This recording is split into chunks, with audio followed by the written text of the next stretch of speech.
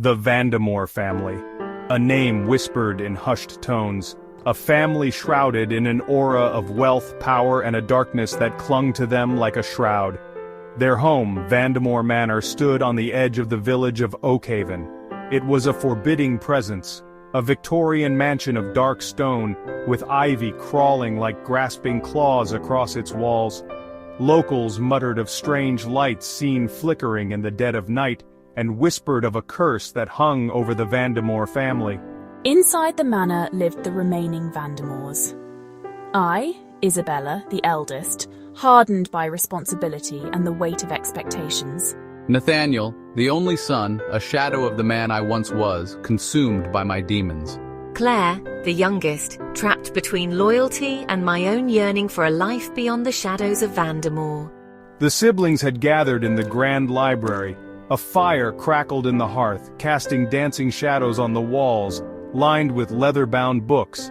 They had always been a family fractured by secrets, yet they were bound by blood. The news of their father's death had come as a blow. Charles Vandemore, the patriarch, was found dead in his study, an empty glass by his side. An air of unease settled over the manor, a silence heavier than grief. It was the beginning of a descent into a nightmare none of them could have foreseen.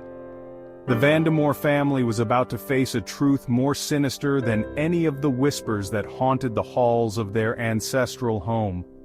The truth lay hidden in the shadows, waiting to be unearthed. The reading of Charles Vandemore's will took place in the drawing room. It was a large, airy room, yet the atmosphere was thick with tension. The lawyer, Mr. Edgar Thornton, a small, bespectacled man, cleared his throat nervously. He adjusted his spectacles and began to read. The terms of the will sent shockwaves through the room. I, accustomed to bearing the brunt of responsibility, was to receive a meager inheritance, barely enough to maintain a fraction of my former lifestyle. Nathaniel, drowning in debt, was to receive a trust fund controlled entirely by Isabella. This, it seemed, was Charles's way of forcing me to confront my demons. However, the biggest shock was yet to come. The majority of Charles Vandemore's fortune, including the Vandemore estate, was not left to any of his children. It was bequeathed to a complete stranger, a woman none of them had ever heard of. To Eleanor Gray, my daughter, I leave.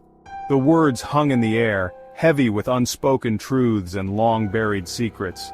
The Vandemore siblings stared at each other, their faces pale with disbelief and a growing sense of dread. The will of Charles Vandemore had not only divided their inheritance but ripped open old wounds and revealed a secret that threatened to shatter their world.